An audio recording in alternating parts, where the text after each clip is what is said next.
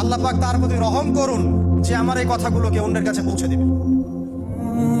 নবীজির ভাষণ। এরপর নবীজি বলছেন, জেনে রাখো নিশ্চয়ই তোমাদের পরস্পরের, মুসলিমদের পরস্পরের সম্পদ, পরস্পরের রক্ত, পরস্পরের এই যে জান মাল ইজ্জত, এগুলো একে অপরের জন্য হারাম।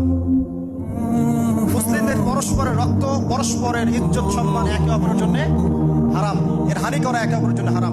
ঠিক যেমন আজকের এই দিন হারাম, এই শহর হারাম, এই মাস হারাম।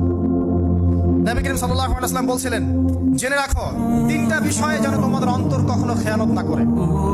তিনটা বিষয়ে তোমাদের অন্তর যেন কখনো খেয়ানত না করে। এক, তোমরা যে কাজটাই করবা শুধু আল্লাহ পাকের সন্তুষ্টির জন্য করবে। তোমরা যে কাজই করবে শুধু আল্লাহর সন্তুষ্টির জন্য করবে।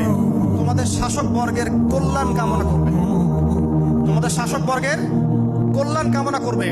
3 নাম্বার, মুসলিমদের জামাতকে আঁকড়ে ধরে রাখবে।